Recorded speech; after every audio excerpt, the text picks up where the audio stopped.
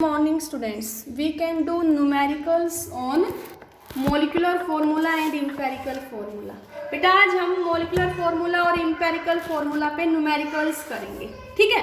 किसके आज हम करेंगे empirical formula and molecular formula, ठीक है। देखो बेटा इंपेरिकल फॉर्मूला और मॉलिक्यूलर फॉर्मूला क्या होगा। देखो एक एग्जांपल से समझाती हूँ। तुम मानो तुम्हारे पास ग्लूकोज मॉलिक्यूल है, तो इस ग्लूकोज मॉलिक्यूल का फॉर्मूला क्या होता है C6H12O6। तो कंप्लीट रिप्रेजेंटेशन कि भाई ग्लूकोज मॉलिक्यूल के अंदर कितने कार्बन होंगे, कितने हाइड्रोजन होंगे, कितने ऑक्सीजन होंगे, तो ये हमारा क्या कहलाएगा मॉलिक्यूलर फॉर्मूला। क्या होगा मॉलिक्यूलर फॉर्मूला। कंप्लीट रिप्रेजेंटेशन है तो क्या बोलेंगे मॉलिक्यूलर फॉर्मूला। और इसका जो सिंपलेस्ट रिप्रेजेंटेशन C1H2O1, तो सिंपलेस्ट रिप्रेजेंटेशन को हम क्या बोलेंगे इंपेरिकल फॉर्मूला। क्या बोलेंगे इंपेरिकल फॉर्मूला। कि भाई हम किसी भी स्ट्रक्चर को सिंपलेस्ट क्या लिख सकते हैं, तो वो क्या होगा इंपेरिकल फॉर्मूला। तो अब यहाँ से हमें ये पता चल गया कि जो मॉलिक्यूलर फॉर्मूला होगा वो n टाइम्स होगा इंपेरिकल फॉर्मूला के। यस और नो। दूसरा बेटा मॉलिक्यूलर फॉर्मूला से तुम इसका मॉलिक्यूलर मास निकाल लोगे, तो मॉलिक्यूलर मास भी क्या आएगा n टाइम्स ऑफ इंपेरिकल मास। अगर क्वेश्चन में तुम्हें वेपर डेंसिटी दे दे, क्या दे दे वेपर डेंसिटी, तो तुम्हें मोलिकुलर मास और वेपर डेंसिटी में रिलेशन पता होना चाहिए। तो जो मोलिकुलर मास होता है हमारा it will be 2 times of vapour density. Molecular mass क्या होता है 2 टाइम्स ऑफ वेपर डेंसिटी। बेटा these are the formulas which are kept in mind to solve the questions of empirical formula and molecular formula। देखो मैंने तुम्हें एक example दिया glucose. इस मॉलिक्यूल का complete representation molecular formula, simplest representation empirical formula, दोनों में रिलेशन। तो जो मॉलिक्यूलर फॉर्मूला होगा वो n टाइम्स होगा इंपेरिकल फॉर्मूला के। मॉलिक्यूलर फॉर्मूला से मॉलिक्यूलर मास निकाल लोगे, तो molecular mass is equal to n times of empirical mass. Relation क्या आएगा, अगर वेपर डेंसिटी दे दे तो मॉलिक्यूलर मास क्या होगा 2 टाइम्स ऑफ वेपर डेंसिटी। देखो कैसे सोल्व करेंगे हम इसके क्वेश्चंस को। जैसे मैंने तुम्हें क्वेश्चन दिया calculate the empirical formula of A compound, empirical formula of a compound that contains 26.6% potassium, ठीक है, 35.4% chromium and 38.1% of oxygen, ठीक है। और तुम्हें इसका क्या निकालना है इंपेरिकल फॉर्मूला। क्या निकालना है बेटा इंपेरिकल फॉर्मूला। सबसे पहले क्या लिखोगे एलिमेंट। एलिमेंट क्या है बेटा potassium K, chromium Cr and oxygen. लिख लिया। एलिमेंट लिखने के बाद उनकी परसेंटेज, पोटेशियम की 26.6, क्रोमियम की 35.4, ऑक्सीजन 38.1। परसेंटेज लिखने के बाद एटॉमिक मास, पोटेशियम का एटॉमिक मास 39.1, क्रोमियम का 52, ऑक्सीजन का 16। ये हमने उनका क्या लिखा एटॉमिक मास। अब क्या करेंगे divide the percentage by atomic mass. Percentage को एटॉमिक मास से डिवाइड करेंगे तो 26.6 अपॉन 39.1, 35.4 अपॉन 52, 38.1 अपॉन 16। परसेंटेज को एटॉमिक मास से डिवाइड किया, ठीक है, तो ये हमारे पास आया 0.68, 2.38 आ गया। अब इसमें से जो स्मॉलेस्ट वैल्यू आई उसको सभी से डिवाइड करेंगे। तो देखो बेटा 0.68 अपॉन 0.68 क्या बताया, जो स्मॉलेस्ट वैल्यू आई उसको सभी से डिवाइड करेंगे। स्मॉलेस्ट वैल्यू क्या थी 0.68, तो ये रेशियो क्या आएगा 1:1। ये सोल्व करेंगे 3.5। अब बेटा देखो ये हमारा किस में आ गया फ्रैक्शन में, तो जो फ्रैक्शन में आ जाए उसको होल नंबर में कन्वर्ट करेंगे, तो किससे मल्टीप्लाई कर दें 2 से, तो ये कितना आ जाएगा 227। तो यहाँ से हमारे पास इम्पेरिकल फॉर्मूला क्या आएगा K2Cr2O7, K2Cr2O7। ठीक है, कैसे सोल्व किया बेटा, हमें परसेंटेज दी हुई है, परसेंटेज को एटॉमिक मास से डिवाइड किया, वहाँ से जो सिंपलेस्ट रेशियो आया उसको सभी से डिवाइड किया, अगर वो फ्रैक्शन में आ रहा है तो उसको हमने होल नंबर में कन्वर्ट किया। क्लियर हुआ ये। नेक्स्ट क्वेश्चन देखो, नेक्स्ट क्वेश्चन हमें दिया हुआ है an organic compound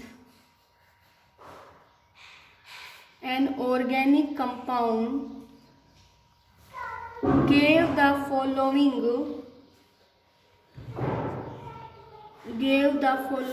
percentage composition.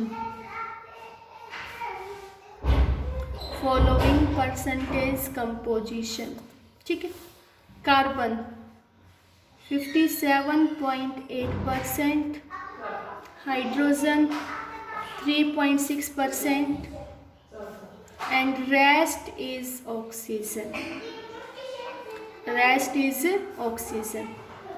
The vapor density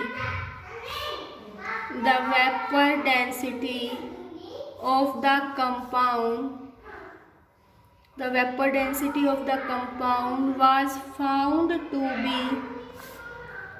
found to be 83. Find the molecular formula of the compound. ठीक है बेटा, ये क्वेश्चन दिया हुआ है। क्वेश्चन है an organic compound gave the following percentage composition. Carbon दी हुई है 57.8%, hydrogen 3.6% and rest is oxygen. तो क्या करोगे, सबसे पहले कार्बन और हाइड्रोजन की परसेंटेज को ऐड करोगे, फिर उसको 100 में से minus, then you will get percentage of oxygen. फिर vapour density of the compound. अब क्वेश्चन में हमें क्या दे दी बेटा, वेपर डेंसिटी दी हुई है 83। तो हमें पता है मोलिकुलर मास जो होगा, molecular mass is 2 times of vapour density. तो यहाँ से इसका मोलिकुलर मास कितना आएगा 2 × 83, देन इट विल बी 166। ये हमारे पास क्या आ गया मोलिकुलर मास। ठीक है बेटा, और हमें मोलिकुलर फॉर्मूला निकालना है। तो सबसे पहले क्या करोगे बेटा, देखो एलिमेंट तुम्हें क्या क्या दिए हुए हैं। एलिमेंट है बेटा कार्बन, हाइड्रोजन एंड ऑक्सीजन। अब उनकी परसेंटेज, कार्बन की 57.8, हाइड्रोजन की 3.6, ऑक्सीजन की नहीं दे रखी, दोनों को ऐड करो कितना आएगा 4, 7, 8, 9, 10, 11, 6, 61.4। अब इसको 100 में से माइनस करो 8, तो ऑक्सीजन कितना आएगा 38.6%। तो ये हमारे पास परसेंटेज हो गई। अब एटॉमिक मास, क्या एटॉमिक मास कार्बन का 12, हाइड्रोजन का 1, ऑक्सीजन का 16। अब इस परसेंटेज को एटॉमिक मास से डिवाइड करोगे, 57.8/12, 3.6/1, 38.6/16। परसेंटेज को एटॉमिक मास से डिवाइड किया। ठीक है, तो यहाँ से हमारे पास ये रेशियो आया 4.82, 3.6, 2.41। ठीक है, अब यहाँ से जो स्मॉलेस्ट वैल्यू आई उसको सभी से डिवाइड करोगे, तो स्मॉलेस्ट वैल्यू क्या है 2.41। तो सभी को हम 2.41 से क्या करेंगे डिवाइड करेंगे, तो ये क्या आएगा 2, ये 1.5 और ये 1। अब ये हमारा फ्रैक्शन में आया, होल नंबर में कन्वर्ट करने के लिए 2 से मल्टीप्लाई, तो ये कितना आएगा 4 3 2। तो यहाँ से हमारे पास क्या आया इसका इम्पेरिकल फॉर्मूला। क्या आया बेटा इम्पेरिकल फॉर्मूला। इम्पेरिकल फॉर्मूला क्या आया C4H3O2। हमने इम्पेरिकल फॉर्मूला निकाल लिया, लेकिन क्वेश्चन में तो हमें मॉलिक्यूलर फॉर्मूला बताना है। क्या इस इम्पेरिकल फॉर्मूला से तुम इम्पेरिकल मास निकाल लोगे? क्या निकाल लोगे इम्पेरिकल मास। तो इम्पेरिकल मास के बेटा कितने कार्बन 4, एक कार्बन का 12, हाइड्रोजन 3, एक का एक, ऑक्सीजन कितने 2, एक का 16। तो 12 चौके 48 + 3 + 32 ऐड करो 3 83। कितना आ जाएगा 83। ये हमारे पास क्या आ गया इम्पेरिकल मास। अब हमें बेटा मोलिकुलर फॉर्मूला निकालना है, तो हमें पता है हमें क्या रिलेशन यूज़ करना पड़ेगा कि molecular formula is equal to n times of empirical formula. Yes और नो, यही फॉर्मूला यूज़ होगा ना। अगर कहीं से हमें n की वैल्यू पता चल जाए तो हम मोलिकुलर फॉर्मूला निकाल देंगे। तो बेटा यहाँ मोलिकुलर फॉर्मूला से ये रिलेशन बना सकते हैं कि जो मोलिकुलर मास होगा वो भी n टाइम्स होगा इम्पेरिकल मास के। तो मोलिकुलर मास हमने निकाल लिया, वेपर डेंसिटी दे रखी थी 166, तो n की वैल्यू इम्पेरिकल मास 83। तो यहाँ से n आ गया हमारे पास 2। n क्या आ गया 2। अब n2 आ गया तो इस वैल्यू को यहाँ पुट कर देंगे। यहाँ पुट करेंगे तो देखो क्या आएगा molecular formula is equal to 2 times of empirical formula. तो molecular formula is equal to 2 और इम्पेरिकल फॉर्मूला क्या था हमारे पास C4H3O2। तो यहाँ से मोलिकुलर फॉर्मूला क्या आ जाएगा C8H6O4। C8H6O4 it is the molecular formula. पता चला ना भाई क्वेश्चन बहुत इजी है, बस थोड़ी कैलकुलेशन करनी पड़ेगी। नेक्स्ट क्वेश्चन देखो। नेक्स्ट क्वेश्चन हमें दिया हुआ है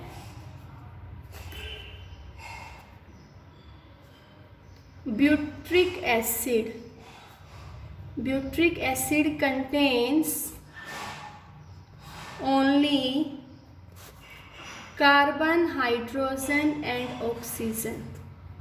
A 4.24 milligram of sample of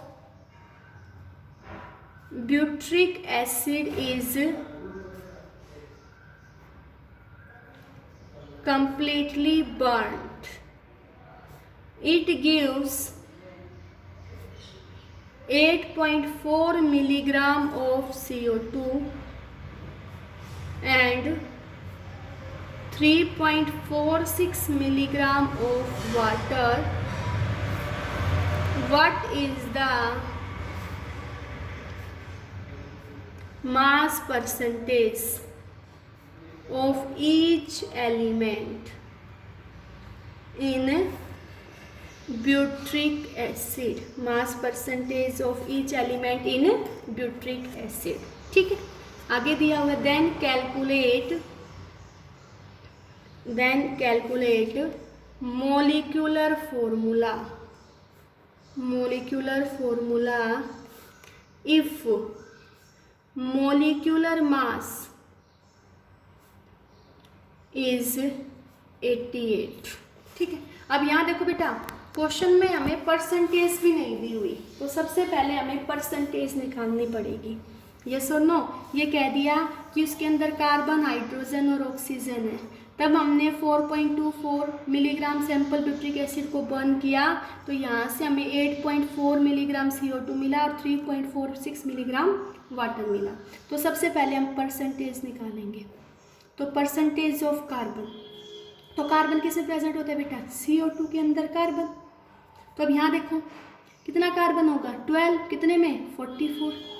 mass of CO2 upon mass of butyric compound into 100। ठीक है, तो परसेंटेज ऑफ कार्बन निकालेंगे 12/44। CO2 कितना है बेटा CO2 8.45, mass of organic compound 4.24 into 100। तो यहाँ से हमारे पास परसेंटेज ऑफ कार्बन 54.35%। फिर परसेंटेज ऑफ हाइड्रोजन तो H2O में क्या होता है H2, तो क्या आएगा 2/18 mass of hydrogen produced upon mass of water, mass of butyric acid, बेटा यहाँ पे mass of water, butyric acid कितना है 4.24 इंटू 100, क्या आएगा 2/18 इंटू 3.46 अपॉन 4.24 इंटू 100, तो ये हमारे पास आया 9.06%। तो परसेंटेज कार्बन हाइड्रोजन की आ गई, दोनों को ऐड करेंगे और परसेंटेज ऑफ ऑक्सीजन निकाल देंगे, तो 100 माइनस 54.35 माइनस 9.6, तो ये आ जाएगा 36.5%। तो अब हमने क्या निकाल the percentage of oxygen. Clear हुआ बेटा? देखो यहाँ परसेंटेज नहीं दी हुई थी तो हमने परसेंटेज निकाल दी। कैसे निकाली? परसेंटेज ऑफ कार्बन, कार्बन कहाँ से मिलेगी CO2 से, तो कार्बन कितना मिला 12, कितने से 44 से, अपॉन मास ऑफ CO2 में दिया हुआ है upon mass of butyric acid into 100, तो यहाँ से हमने तीनों की परसेंटेज निकाल ली। अब क्या लिखेंगे? एलिमेंट कौन कौन से हैं? Carbon, hydrogen, oxygen. Percentage, percentage carbon की 54.35, हाइड्रोजन 9.06, ऑक्सीजन 36.5। परसेंटेज अब एटॉमिक मास कार्बन 12, 116, परसेंटेज को एटॉमिक मास से डिवाइड करेंगे, परसेंटेज को एटॉमिक मास से डिवाइड करेंगे, ठीक है। तो यहाँ देखो बेटा हमारे पास ये कितना आएगा 4.516, 9.06, 2.28। ओके, अब क्या करेंगे बेटा? अब यहाँ जो स्मॉलेस्ट वैल्यू आई उसको सभी से डिवाइड, तो स्मॉलेस्ट क्या है 2.28, तो सभी को हम 2.28 से डिवाइड करेंगे।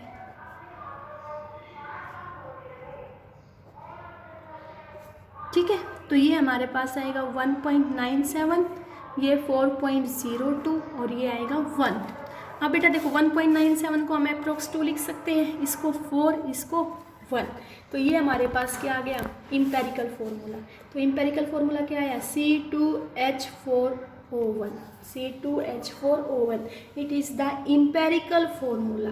इम्पेरिकल फार्मूले से क्या निकाल लोगे? ये इम्पेरिकल फार्मूला है, इम्पेरिकल मास 24 + 4 + 16, 6 4 10 4 14, 4 2 1 3 और 1 4, 44 आ गया इम्पेरिकल मास। और मोलिकुलर मास हमें क्वेश्चन में दिया हुआ है 88।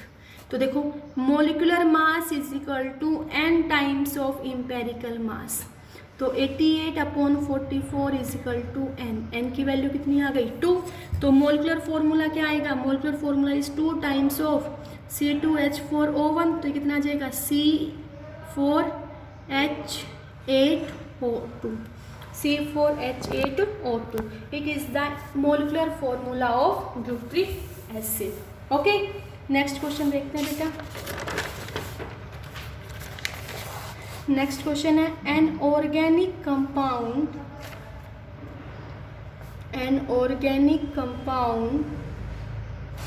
Contains 10.4% carbon, 0.84% hydrogen and 89.12% chlorine. Derive its empirical and molecular formula when molecular mass is 119.5। ये क्वेश्चन दिया हुआ बेटा। तो सबसे पहले एलिमेंट देखो कौन कौन सा बेटा? कार्बन है, हाइड्रोजन, क्लोरीन। परसेंटेज दी हुई है तीनों की, हाँ 10.4, 0.84, 89.12। Atomic mass 12, 1, 35.5। Divide the percentage by atomic mass, percentage को एटॉमिक मास से क्या कर दो डिवाइड, तो ये हमारे पास कितना आएगा 0.86, 0.84, 2.51।